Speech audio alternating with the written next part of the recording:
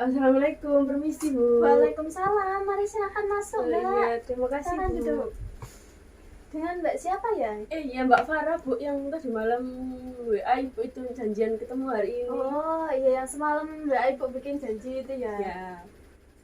Oh udah jam 1 ini Mbak Farah pas sekali datang. Ya alhamdulillah, saya kira tadi saya terlambat soalnya macet banget jalan. Udah pas banget. Ya. Oke, kalau begitu gimana nih kabarnya Mbak Farah? Alhamdulillah saya sehat-sehat. Kalau Ibu sendiri gimana kabarnya? Alhamdulillah Ibu juga sehat. Alhamdulillah. Sebelumnya Mbak Farah boleh duduk dulu Oh, iya. yang enak gimana? Sudah Bu, sudah ternyaman. Oke, baik. Ngomong dari mana nih Mbak Farah tadi? Dari rumah langsung ke sini. Oh, langsung ke sini. Iya. Mbak Farah ada perlu apa nih mau ketemu sama Ibu? Sebenarnya sih saya itu ada sedikit masalah sih Bu ya. Cuma masalahnya itu ya agak mengganggu lah Bu. Seperti kayak saya itu ngerasa apa ya, gak bisa ngatur waktu saya sehari-hari Bu. Jadi saya itu sering keteteran, sering apa ya, sering nggak fokus mengerjakan tugas-tugas yang diberikan oleh dosen-dosen saya seperti itu. Jadi ya intinya kayak kurang bisa mengatur waktu lah Bu, mengatur waktu sehari-hari saya. Oke, baik. Berarti Mbak Farah menemui Ibu ini ingin melakukan proses konseling. Iya, saya ingin melakukan konseling karena ya saya rasa kayak udah agak terganggu ya sama masalah saya ini. Jadi saya butuh seseorang yang profesional yang bisa membantu saya untuk menuntaskan lah, setidaknya untuk menuntaskan masalah yang saya hadapi. Oke, baik. Sebelumnya apa Mbak Farah udah pernah mengikuti konseling? Belum pernah sih Bu, ini baru yang pertama kali. Oke, baik. Mbak Farah tahu konseling itu dari mana?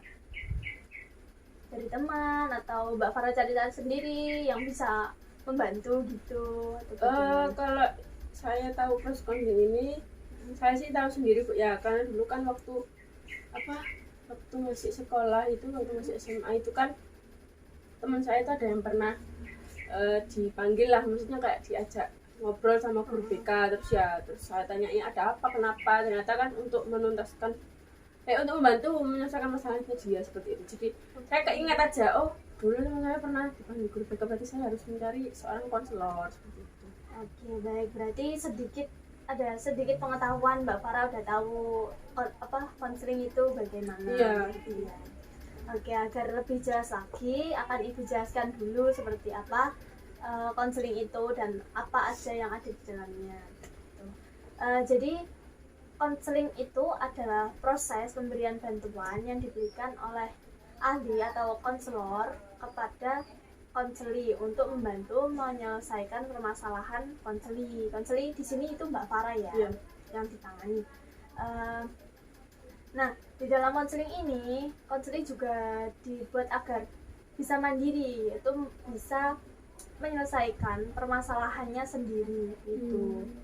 Bukan mengikuti konselor saja, bukan konselor yang menyelesaikan permasalahan Mbak Farah, tetapi Mbak Farah sendiri yang menyelesaikan permasalahan Mbak Farah dengan bantuan Ibu begitu. Jadi Ibu di sini hanya sebagai perantara saja, fasilitator untuk membantu Mbak Farah. Gitu Mbak Farah. Apa bisa dipahami? Berarti saya nggak itu ya Bu, ya nggak boleh terus-terusan bergantung. Saya harus Iya, betul sekali Mbak Farah. apa namanya, bisa nanti setelah proses ini bisa menyelesaikan sendiri depannya. Iya, seperti itu. betul. Jadi tidak tergantungan dengan konselor. Oh iya, baik. Lalu di dalam konseling ini juga ada asas-asasnya. Nah, asas yang pertama itu ada asas kerahasiaan. Nah, asas ini tuh dimana Mbak Farah bisa menceritakan permasalahan yang Mbak Farah alami dengan bebas tanpa takut kalau permasalahan Mbak Farah nanti diketahui oleh orang lain selain Ibu gitu. Nah, kemudian ada juga asas keterbukaan, dimana pada asas ini Mbak Farah terbuka sama Ibu dengan menceritakan apa saja permasalahan Mbak Farah tanpa takut kan, karena ada itu tadi asas kerahasiaan tadi gitu. Terus kemudian ada juga asas kesukarelaan. Nah, di mana Mbak Farah di sini itu datang melakukan konseling apa karena keinginan Mbak Farah sendiri, bukan karena paksaan dari siapapun. Ini Mbak Farah udah itu ya masuk ikut konseling ini karena keinginan Mbak Farah sendiri atau tidak ada yang memaksa Mbak Farah untuk ikut? Iya, ini saya ikut konseling ya karena keinginan saya sendiri, kan saya ingin segera menuntaskan masalah yang saya sedang hadapi ini. Baik, kalau begitu bagus sekali Mbak Farah, karena Mbak Farah suka rela dalam mengikuti konseling ini. Jadi nantinya proses konseling ini insya Allah akan dapat berjalan dengan lancar. Amin. Karena ini semua juga keinginan dari Mbak Farah sendiri. Kemudian ada asas kemandirian. Nah, itu tadi konselor tidak, maksudnya konseli tidak bergantung pada konselor dalam menyelesaikan permasalahan. Jadi tetap mandiri untuk menyelesaikan permasalahan konseli sendiri, begitu Mbak Farah. Apa ada yang ditanyakan? Seharusnya sudah cukup jelas, Bu. Sudah cukup ya. Oke, kalau begitu selanjutnya sebelum kita lakukan proses konseling, kita tentukan dulu, kita bikin kontrak waktu pertemuan kita. Yang pertama, waktu pertemuan kita dalam satu pertemuan itu kira-kira enaknya dibuat berapa menit. Kalau saran ibu mengusulkan waktu 30 sampai 45 menit. Bagaimana Mbak Farah kira-kira? Sudah cukup sih, Bu, yang 30 sampai 40 menit saja. 30 menit atau 40, 45 menurut Mbak Farah enaknya? 30 menit, Bu. 30 menit. Oke, menurut Mbak Farah itu sudah cukup ya, tidak terlalu lama, tidak terlalu pendek gitu. Oke, kalau begitu kita sepakati ya. 30 menit setiap pertemuannya. Gitu. Nah, yang kedua, konseling itu kan tidak bisa diselesaikan dalam satu kali pertemuan saja Mbak Farah. Masih bisa sampai 3 pertemuan lebih, 2 sampai 3 pertemuan lebih, itu bisa. Karena nggak mungkin juga kan, maksudnya kalau sekali pertemuan kita ini masalah Mbak Farah bisa tuntas 100%, ya kan? Nah, maka dari itu kita juga sepakati untuk pertemuan kita dalam 1 minggu itu enaknya dibuat berapa kali? Kalau seminggu 1 kali gitu gimana, Bu? Boleh. Kalau Mbak Farah berkenannya seminggu 1 kali, boleh, bisa kita lakukan seperti itu. Nah, sekarang kan hari Sabtu nih, berarti kalau seminggu sekali, Sabtu depan kita bisa bertemu lagi. Bisa Sabtu depannya lagi bisa bertemu lagi, begitu sampai permasalahan Mbak Farah ini bisa terselesaikan gitu ya. Kita sepakati seminggu 1 kali. Oke. Kalau misalnya, maaf saya potong. Iya. Kalau misalnya harinya itu nggak harus hari Sabtu gitu gimana? Tapi seminggu 1 kali, atau saya harus janjian lagi? Boleh, nggak harus hari Sabtu. Nanti kita bisa janjian dulu, enaknya gitu. Bisanya hari apa gitu, longgarnya hari apa gitu. Bisa. Ada yang ditanyakan lagi? Sudah. Oke, baiklah. Kalau begitu kita lanjutkan ke tahap inti dari konseling ini. Mbak Farah, sekarang Ibu persilahkan ceritakan permasalahan Mbak Farah lebih rinci lagi. Oke. Sebenarnya saya terima kasih, Bu, sudah berkenan untuk membantu saya konseling. Jadi saya itu apa ya, Bu ya, punya masalah yang ya mungkin kebanyakan orang juga punya, Bu ya, karena sering nggak fokus untuk mengerjakan tugas, kemudian sering apa ya, banyak kegiatan yang terbengkalai, Bu. Banyak nggak bisa ngatur waktu itu tadi, karena nggak bisa ngatur waktu itu tadi. Jadi kadang-kadang kan saya tuh kegiatan saya kan juga nggak kuliah saja, terus saya juga ada ngajar. Jadi bagi waktu antara kuliah, ngajar, dan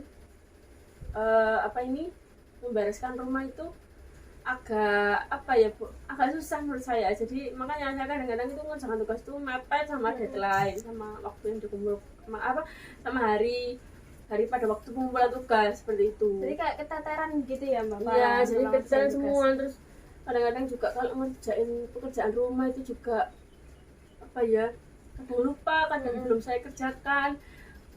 Padahal tadi ngerasa sudah ngerjakan, ternyata oh kok belum tak kerjakan, perasaan sudah lah, jadi kayak lupa semua gitu loh Bu. Jadi gampang-gampang lupa. Terus ya itu karena nggak bisa mengatur waktu dengan baik itu tadi. Oke, baik. Kalau begitu,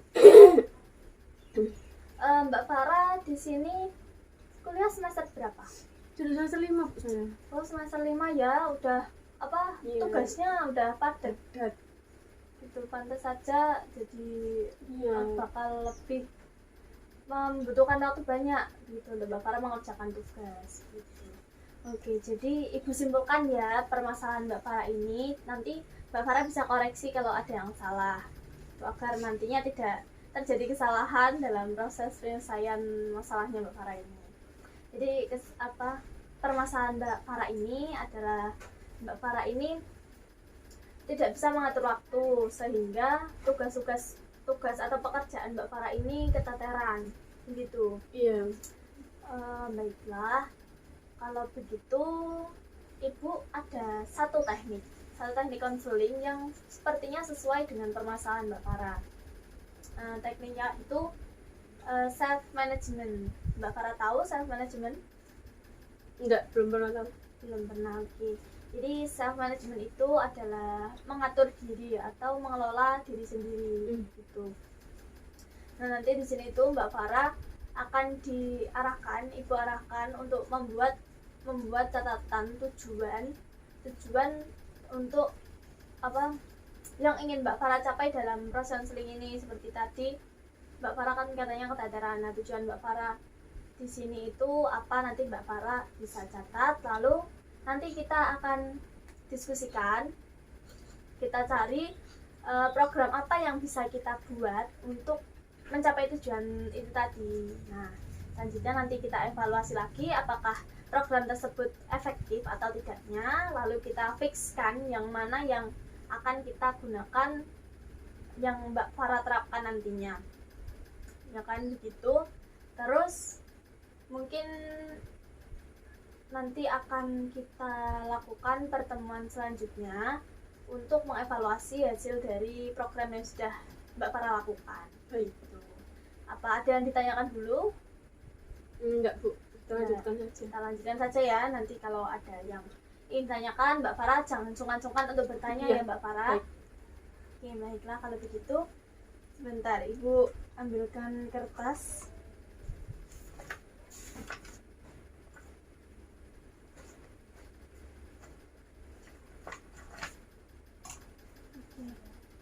Mbak Farah boleh tulis di sini. Ini menulis apa? Menulis permasalahan Mbak Farah atau pikiran-pikiran Mbak Farah yang sekiranya kurang tepat, yang ingin Mbak Farah selesaikan dulu.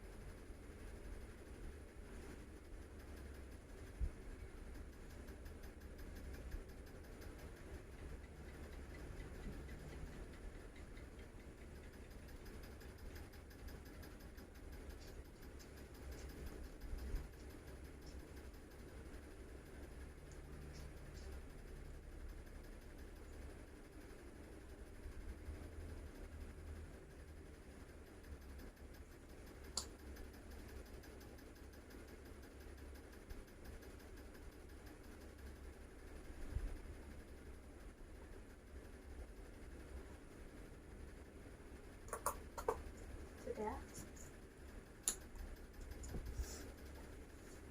Oke, ada ada 4 poin nih yang Mbak Farah tulis. Yang pertama, susah mengatur waktu. Kemudian malas. Yang ketiga, acuh dengan keadaan sekitar. Yang keempat, ini mager. Oke, kita bahas satu persatu ya Mbak Farah. Iya, Bu. Susah mengatur waktu. Susah mengatur waktunya ini sebabnya apa kira-kira Mbak Farah? Ya tadi Bu, susah mengatur waktu karena banyaknya pekerjaan yang saya lakukan. Karena kan ya saya sekarang sudah tinggalnya itu sama adik saya dan saya sama ayah saya sendiri, sama ayah saya, jadi nggak ada yang ngurusin lagi gitu Bu. Jadi otomatis kan saya harus, yang paling besar kan harus ngurusin rumah, Iya. harus masak dan lain-lain, belum lagi nanti kerjaan kuliah, tugas-tugas kuliah, kemudian ada ngajar ngaji juga saya, jadi kayak apa ya, jadi kayak males gitu loh Bu. Jadi akhirnya nggak kekerjain lah yang ini, nggak kekerjain yang ini, jadi kayak terbengkalai gitu loh Bu. Oke, baik. Mbak Farah berarti di sini itu kayak kesulitan untuk membagi waktunya itu gimana gitu ya, biar tertata. Iya betul. Mbak Farah ini ambil kuliah pagi, malam? Iya pagi. Kuliah pagi ya. Itu biasanya sampai jam berapa Mbak Farah? Kalau sekarang semester ini tuh jam 7 Bu. Jam 7 sampai jam berapa? Gak mesti sih Bu, kalau 2 matkul bisa sampai jam 12. Kalau cuma satu bisa sampai sekitar jam 10 atau setengah 10 lah. Sampai berarti sekitar jam 10 sampai 12 itu ya. Selesai kuliahnya dari jam 7. Kemudian tadi Mbak Farah katakan kalau Mbak Farah juga mengajar mengaji. Nah, mengajar mengaji itu jam berapa Mbak Farah? Habis maghrib sampai Habis maghrib. Habis isya. Sampai habis sisa ngajinya.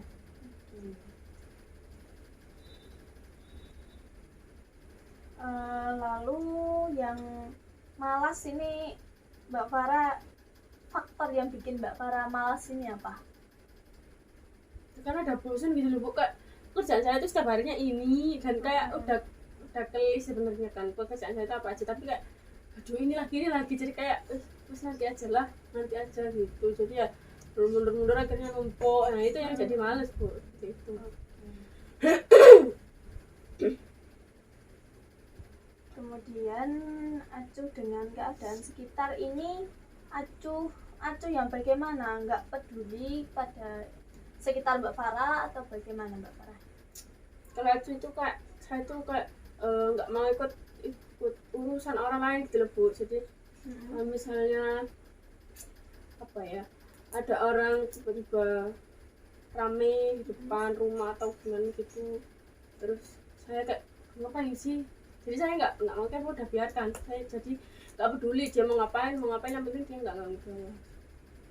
Oke, baik, berarti acuhnya ini hanya terhadap hal-hal yang nggak penting gitu ya Mbak. Kalau misalnya ada orang yang butuh bantuan ini Mbak Farah acuh atau bagaimana? Ya pas kalau saya bisa bantu ya saya bantu, tapi kalau saya nggak bisa ya mungkin bisa saya arahkan ke orang yang bisa membantu seperti itu. Oke, baik, berarti ini masih positif ya, yang acuh dengan keadaan sekitar ini karena acuhnya hanya pada hal-hal yang tidak penting gitu ya. Oke, kita coret saja. Mager itu malas gerak. Iya, malas gerak. Kenapa itu Mbak Farah? Ya kalau sudah terlalu lama rebahan, tiduran, jadi saya nggak sadar kalau masih punya pekerjaan yang lain yang belum saya kerjakan. Pada akhirnya ya sudah Bu, kayak malah tadi terbengkalai deh akhirnya, jadi rebahan aja, terus nanti ajalah habis gini seperti itu. Oke, jadi mager ini sama dengan malas ya. Jadi kita jadikan satu aja sama malas. Jadi intinya masalahnya susah mengatur waktu, kemudian malas. Nah, karena kesusahan mengatur waktu ini Mbak Farah jadi malas melakukan pekerjaan gitu. Berarti pokok dari permasalahan Mbak Farah ini adalah susah mengatur waktu, begitu ya. Oke, baik, kalau begitu Mbak Farah tadi juga bilang kan kalau kalau mengerjakan tugas kuliah itu mepet-mepet, ya. Nah itu kenapa kok bisa mepet-mepet? Karena saya apa ya, kami mikirnya kan tugas kan biasanya kan untuk pertemuan biasanya kan dikasihkan pertemuan pertama Bu, terus dibagi kelompok seperti itu kan. Nah kalau misalnya saya masih kebagiannya nanti agak jauh, ya udah nanti aja saya kerjainnya. Maksudnya di pertemuan yang agak jauh Bu ya nanti saja saya kerjain itu nanti. Jadi akhirnya kalau misalnya saya dapat kelompok yang belakang semua, pada akhirnya numpuk di belakang dan ya udah saya bubuh ngerjainnya waktu mau mepet deadline seperti itu. Oke, baik. Apa saya punya pikiran itu gini, alah masih lama, terus nanti aja lah dan akhirnya terus gak sadar mepet deadline, duh udah besok ya saya kupu-kupu ngerjain H-1 sebelum bulan sampai begadang gitu pastinya ya. Betul. Ya baik, kalau begitu sekarang kita bikin program yang bisa untuk membantu mengurangi pemikiran atau perilaku Mbak Farah yang seperti ini. Pemikiran Mbak Farah yang kemudian menjadikan perilaku Mbak Farah menjadi malas, menjadi susah mengatur waktu gitu. Baik. Kira-kira nih apa yang bisa membuat Mbak Farah itu semangat ngerjain tugas? Kita bahas pengerjaan tugasnya Mbak Farah dulu, karena ini itu ya gimana ya, namanya anak kuliahan itu pasti tugasnya banyak. Terus kalau mepet-mepet juga kan pasti kayak bikin stres banget gitu kan. Belum lagi keseharian Mbak Farah itu kayak padat banget gitu. Oke. Jadi apa Mbak Farah kira-kira yang bisa bikin Mbak Farah semangat ngerjain tugas? Kalau saya sih paling suka ngerjain tugas itu ditemenin sama makanan Bu. Sama makanan? Iya, kalau ada camilannya kayak gitu. Sama makanan, dari catat dulu.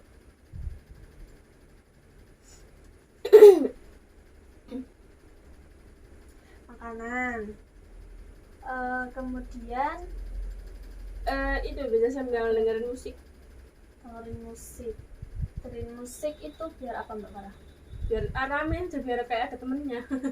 Biar saya nggak ngerasa sendiri. Kalau sendiri kan aduh kok sepi, jadi kayak bosen gitu loh Bu. Akhirnya nanti saya tutup deh, nggak selesai. Kalau ada musik bisa kayak ada temennya, bisa rame gitu. Jadi Mbak Farah butuh kayak apa, keramaian ya? Keramaian tergantung sih Bu ngerjain tugas apa. Kalau tugasnya itu bener-bener bikin saya stres, nah itu baru saya butuh musik. Tapi kalau biasa-biasa saja mungkin cukup dengan ditemani sama makanan, camilan. Oke, baik kalau begitu. Apakah ada hal lain yang bisa membuat Mbak Farah semangat ngerjain tugas? Belajar kelompok sih. Belajar kelompok. Oke, kita catat aja dulu.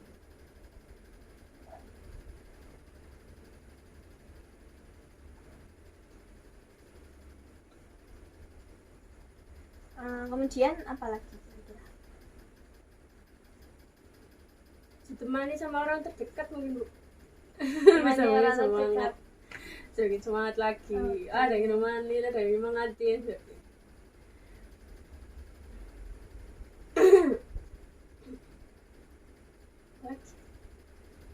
Lagi nih. Yang nggak bikin Mbak Farah jadi menunda-nunda, nanti aja. Kalau menurut saya lagi baik Bu. Misalnya maksudnya kalau saya lagi seneng gitu, kalau ada tugas yang langsung saya kerjakan, itu masuk nggak? Bisa nggak? Mood yang bikin Mbak Farah mood ini apa dulu? Ya itu tadi sih, temenin orang terdekat. Berarti yang ya sudah kayaknya masuk ke sini ini yang bikin Mbak Farah mood, jadi ya semangat ngerjain tugasnya.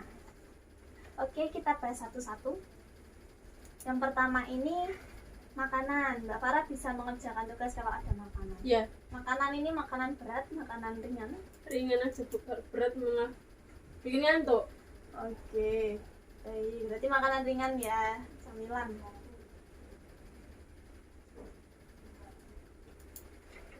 Menurut Mbak Farah, kalau makan ini apa agak malah fokus sama makanannya? Enggak sih Bu, saya kalau saya ada makanan saya bisa fokus ngerjakan tugas. Oke. Buat selingan gitu ya biar Iya. nggak sepaneng. Kalau sudah lagi nggak bisa mikir baru makan, kalau udah mikir lagi Berarti ngerjakan. nggak mengganggu pengerjaan tugas Mbak Farah, Nggak. justru malah membantu ya. Betul. Oke, baik. Berarti ini efektif untuk Mbak Farah. Oke, masuk. Kemudian yang kedua, mendengarkan musik. Ini mendengarkan musik, apakah tidak mengganggu pengerjaan tugas Mbak Farah, malah kayak nanti malah ngikut nyanyi atau piano? Saya malah suka Bu. Jadi kalau misalnya saya itu ngerjain kalau ada musik, ada camilan itu malah lebih fokus belajarnya. Nggak tahu ya, saya malah suka kalau ada temannya apa ya, misalnya kayak ada ramainya, nggak yang kayak ramai pasar malam gitu, enggak. Misalnya kayak ada ramai suara musik aja seperti itu sih. Ada suara-suara gitu ya yang penting. Musiknya ini musik apa Mbak Farah? Musik rock kah, dangdut, pop? Saya sih bebas Bu, yang penting saya sesuai sama Yang apa ya, penting sesuai disukai. sama yang saya seneng kayak gitu sih.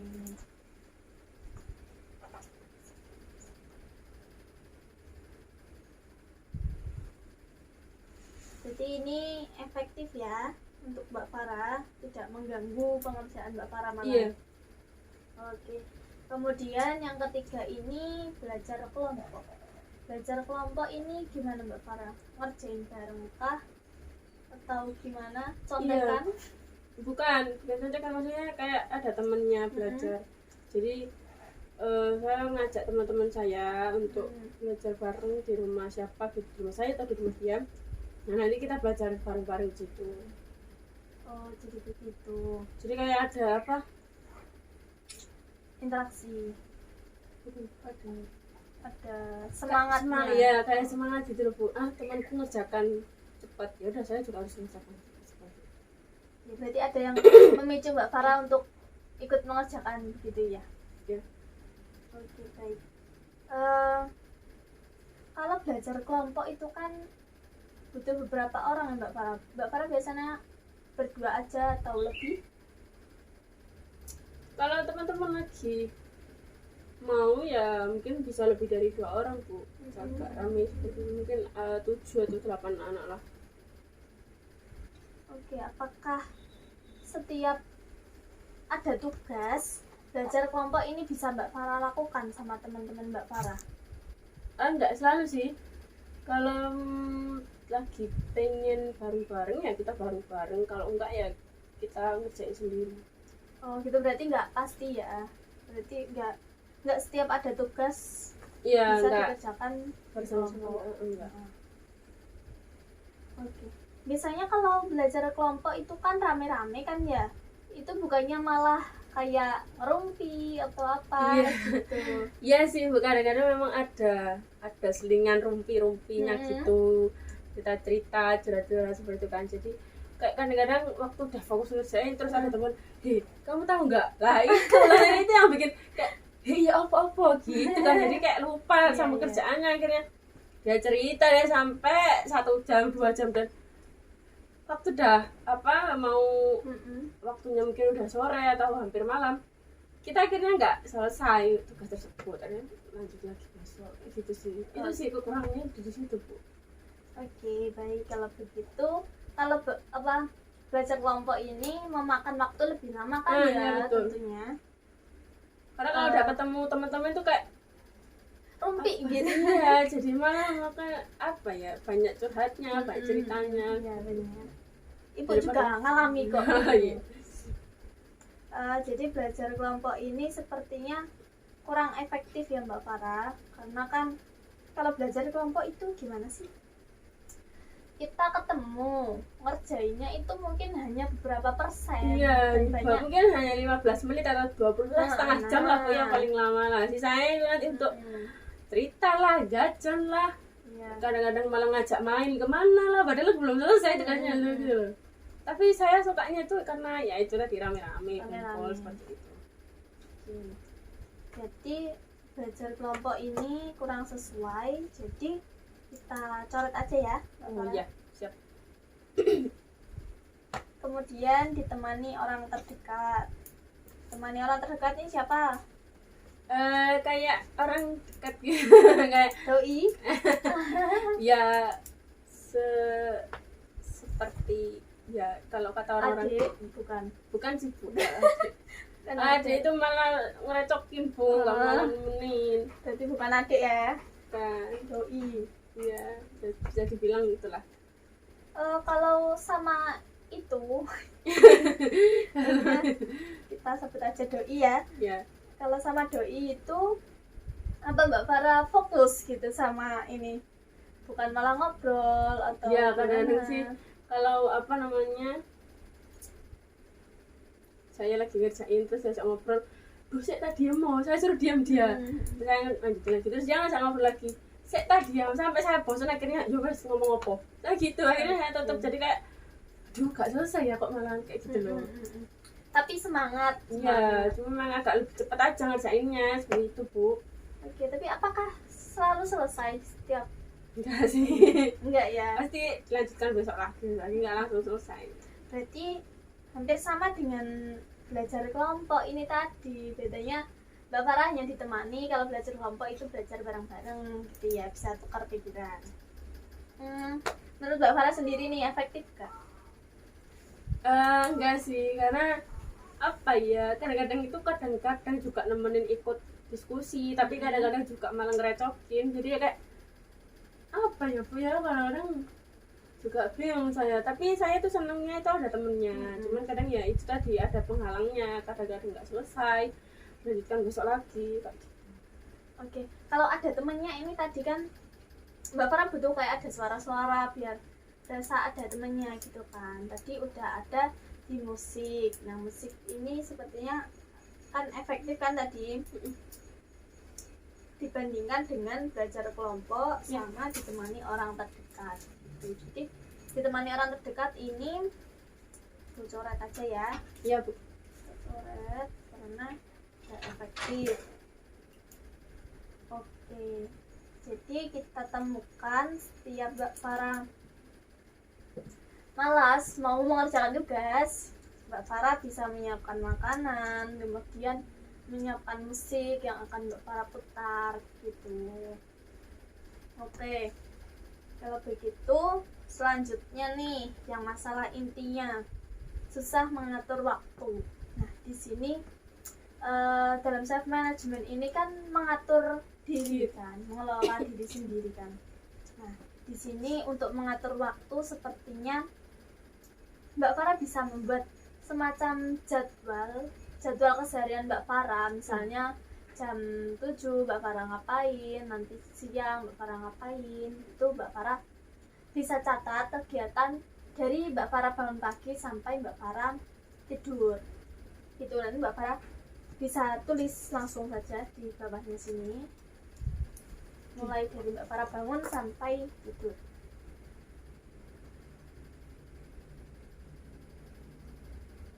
Mbak Farah ada gambaran kan?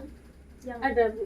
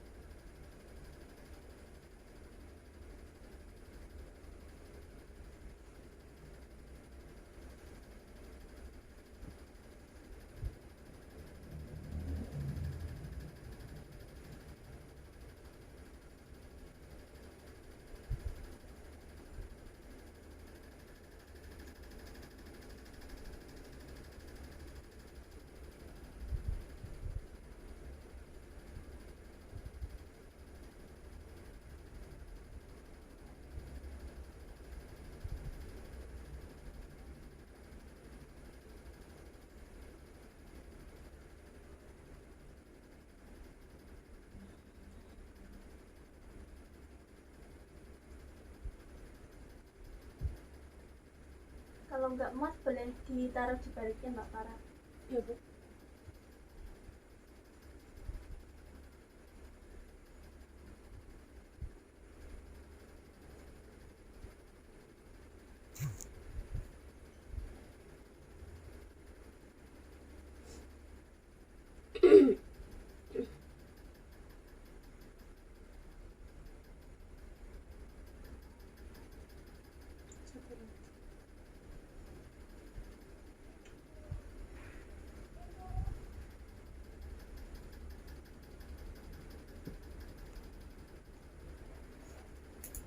Oke, sudah.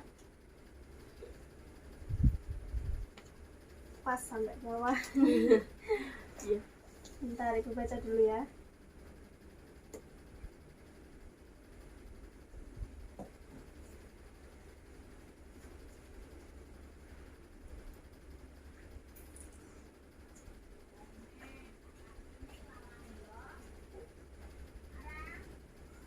Oke, bagus sekali Mbak Farah menuliskan dengan sangat rinci.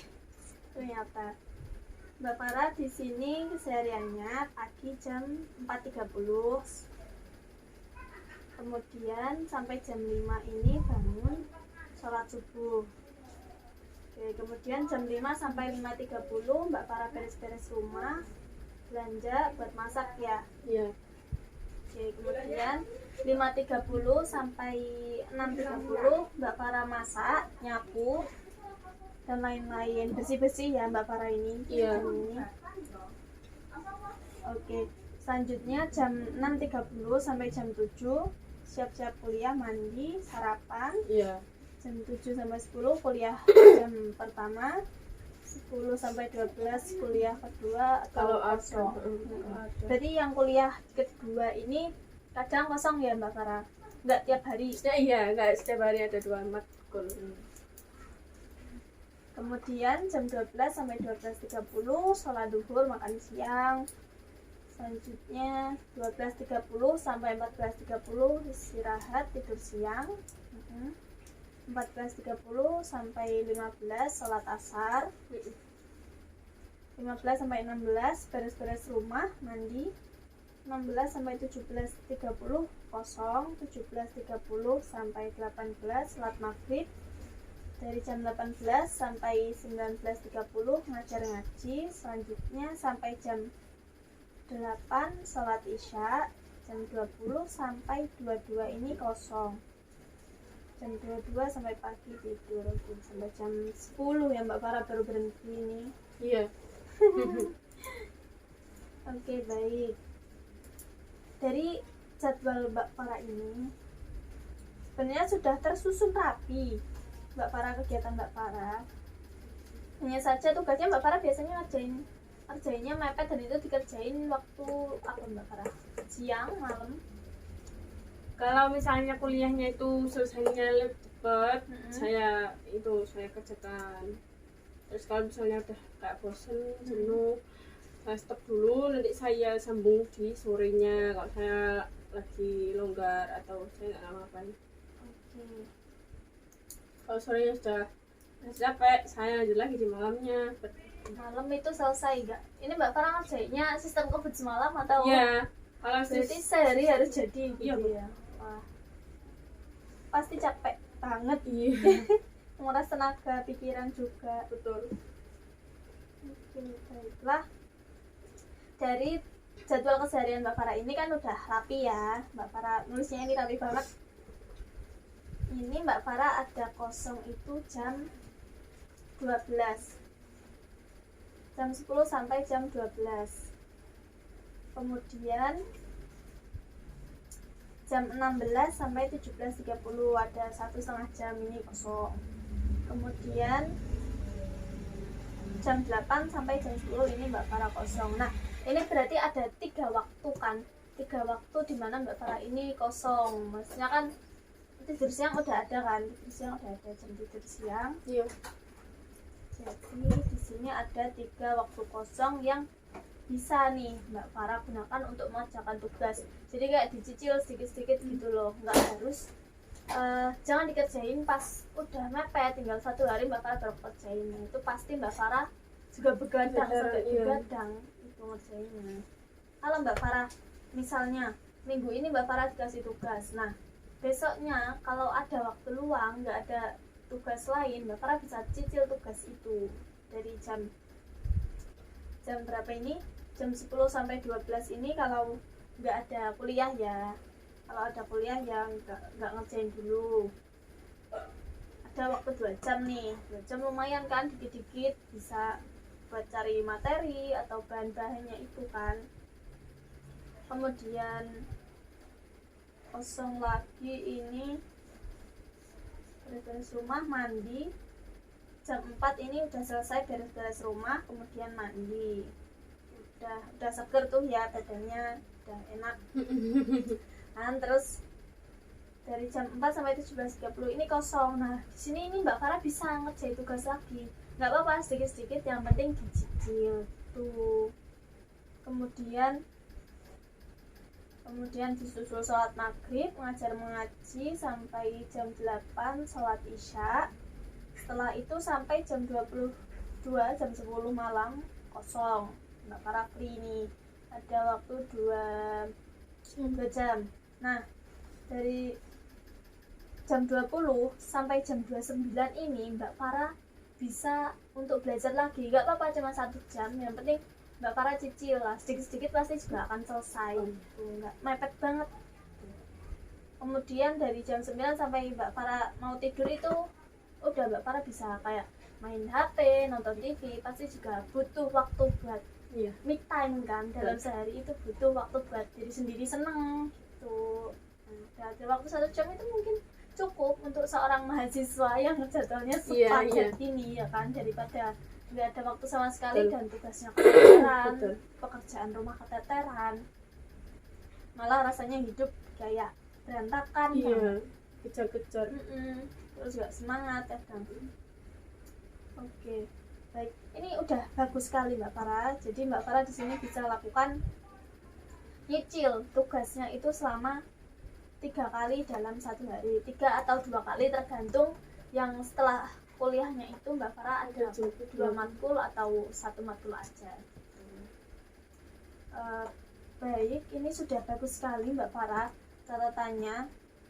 Jika Mbak Farah bisa melakukan ini semua, insya Allah Mbak Farah bisa lebih teratur lagi, mengatur waktu, dan tidak keteteran kalau ada tugasnya. Nah, ini biar lebih menarik lagi Mbak Farah waktu menjalankan ini jadwal ini, Mbak Farah bisa membuat semacam apa ya Mbak Farah, kayak catatan di tembok gitu loh Mbak Farah, kayak ditempel jam segini semenarik mungkin ya, sebisanya Mbak Farah lah, pokoknya bisa menarik Mbak Farah biar lihat itu, ingat-ingat itu gimana gitu. Tahu dicatat di buku aja juga nggak apa-apa, yang penting Mbak Farah melakukan ini semua. Oke, Mbak Farah bisa mengerti kan? Ada gambaran? Ada, Bu. Oke, baik, kalau begitu ini nanti Ibu kasihkan ke Mbak Farah, tapi nanti tolong Mbak Farah fotokan ya, kirim ke Ibu biar Ibu bikin salinan ini. Siap.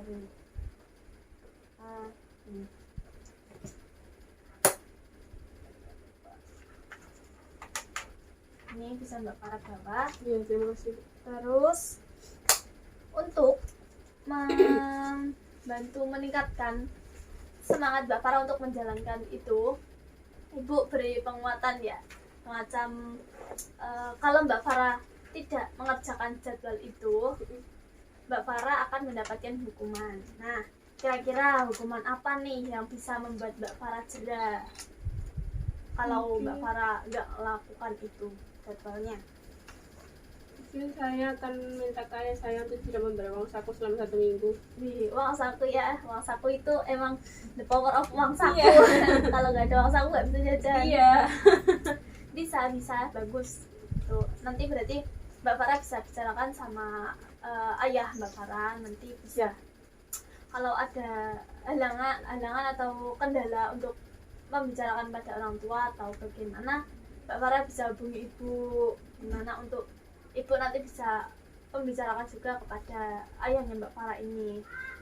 Nah, kemudian kalau Mbak Farah bisa melakukan kegiatan tersebut dengan baik, tidak dilewatkan atau bagaimana, Mbak Farah akan mendapatkan reward. Nah, kira-kira rewardnya apa nih Mbak Farah yang bikin senang? Mungkin belanja Bu, Belanja. belanja untuk diri saya sendiri, Oke, belanja itu entah itu berupa barang atau mm, pakaian, handbag atau tas, pakaian, sepatu atau skincare atau make up atau apa yang baik. maksudnya yang lagi benar-benar saya butuhin dan saya seneng. Oke, yang dibutuhkan ya biar nggak mubazir. Iya betul. Baik. Itu berarti minta ke ayah Mbak Farah ya. Iya. Oke, jadi itu nanti bisa dikomunikasikan sama ayahnya Mbak Farah. Nah, seperti tadi yang ibu katakan, kalau ada kendala Mbak Farah bisa ngomong sama ibu, nanti ibu akan bantu untuk berbicara kepada ayahnya Mbak Farah untuk membantu dalam keberhasilan proses yang sedang Mbak Farah jalankan. Baik Bu. Oke. Bisa dipahami Mbak Farah dari semuanya? Gak ada pertanyaan? Alhamdulillah sudah sangat jelas. Oke, baik, kalau begitu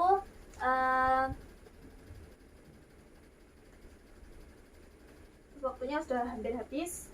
Kita bisa akhiri ya Mbak Farah. Kita akan bertemu lagi pada minggu depan. Nanti untuk harinya Mbak Farah bisa bilang sama ibu kalau misalnya Sabtu depan Mbak Farah nggak bisa, Mbak Farah konfirmasi dulu sama ibu. Baik. Sebelum hari Sabtu itu ya. Baik. Enaknya hari apa? Jadi kalau ada kendala Mbak Farah boleh langsung chat ibu, telepon ibu, nggak usah takut mengganggu, karena emang tugas ibu adalah membantu orang-orang yang memerlukan bantuan gitu. Baik. Farah. Mungkin cukup sampai di sini dulu. Mohon maaf apabila ada kekeliruan dari kata ibu atau sikap ibu. Cukup sekian. Assalamualaikum warahmatullahi wabarakatuh. Waalaikumsalam warahmatullahi wabarakatuh. Sebelumnya saya juga terima kasih dan mohon maaf kalau merepotkan Ibu. Ya.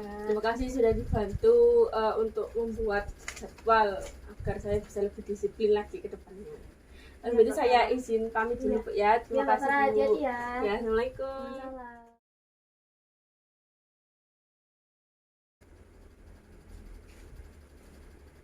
Assalamualaikum, permisi Bu. Waalaikumsalam Mbak Farah. Mari silakan duduk Mbak Farah. Terima kasih.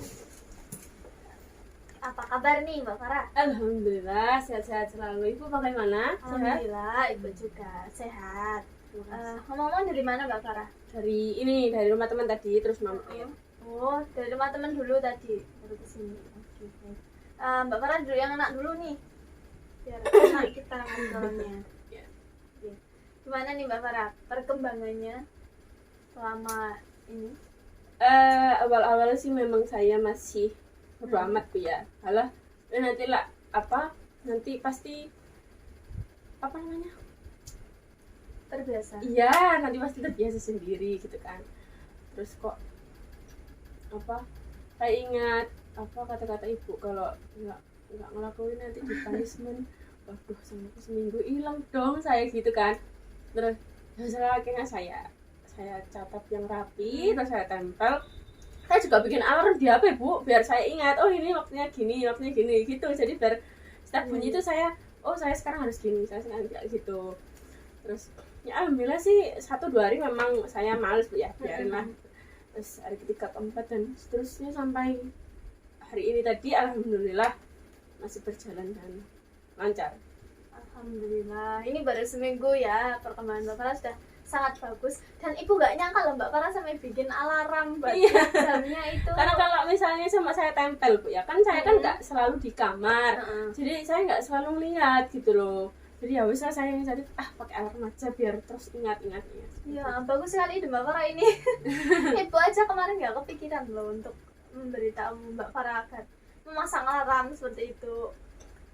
Dan alhamdulillahnya juga ayahnya Mbak Farah juga sangat enak diajak kerja sama untuk membantu Mbak Farah dalam permasalahan ini. Alhamdulillah, gitu ya. Alhamdulillah. Karena dukungan dari orang terdekat itu sangatlah penting untuk mencapai tujuan kita ini. Apakah ada kendala atau cuma berat di awalnya aja? Kendala lain? Cuma itu sih, cuma berat. Nggak berat sih Bu, sebenarnya kayak males gitu loh, kayak ya wis lah nanti dulu. Terus saya ingat ada punishment, wah ya sudah lah, harus bisa menjalankan ini biar lebih disiplin lagi diri saya seperti itu. Oke. Selama seminggu ini apa udah ada dikasih tugas gitu sama dosen pas hari Senin, Selasa? Sudah sih Bu, dan saya juga sudah coba untuk mengerjakan besoknya. Alhamdulillah itu juga kecicil sih, jadi kayak lebih tenang gitu. Sudah kecicil ya wis lah, besok sama lagi kecicil lagi. Seperti itu sampai selesai satu tugas. Ya alhamdulillah, baik sekali loh perkembangan Mbak Farah ini, sangat bagus menurut Ibu. Soalnya baru seminggu ini kita lakukan ya kan. Oke, jadi karena Mbak Farah seminggu ini udah bagus menjalankan jadwalnya, mungkin nanti bisa Mbak Farah nanti ayah Mbak Farah bisa memberikan reward pada Mbak Farah gitu, untuk Mbak Farah biar semangat lagi untuk menjalankan jadwal ini, yang kemudian nanti Mbak Farah akan menjadi terbiasa untuk mengatur Mbak Farah jam sekian harus ngapain. Gitu. Apakah ada yang ingin Mbak Farah tanyakan terkait dengan ini permasalahan Mbak Farah ini, teknik yang kita gunakan? Mungkin sudah sangat jelas dan sangat cukup untuk membantu saya agar saya lebih disiplin. Jadi mungkin sudah cukup sih Bu, bantuan dari Ibu. Oke, baik kalau begitu. Karena Mbak Farah sudah merasa cukup dan sejauh ini juga perkembangan Mbak Farah sangat bagus dan sudah mencapai, tadi buktinya sudah dapat menyelesaikan satu tugasnya dengan cara mencicil tadi. Ibu rasa pertemuan kita cukup sampai pada pertemuan kedua ini saja, dan kalau ada kendala atau apapun atau masalah lain, Mbak Farah bisa menghubungi Ibu lagi. Kita buat janji untuk mengadakan pertemuan seperti ini, melakukan konseling. Mbak Farah nggak usah sungkan-sungkan menghubungi Ibu, karena kita juga udah saling kenal kan ya, udah nggak canggung lagi ya. Tuh. Mungkin pertemuan kita kali ini sampai sini aja Mbak Farah. Baik.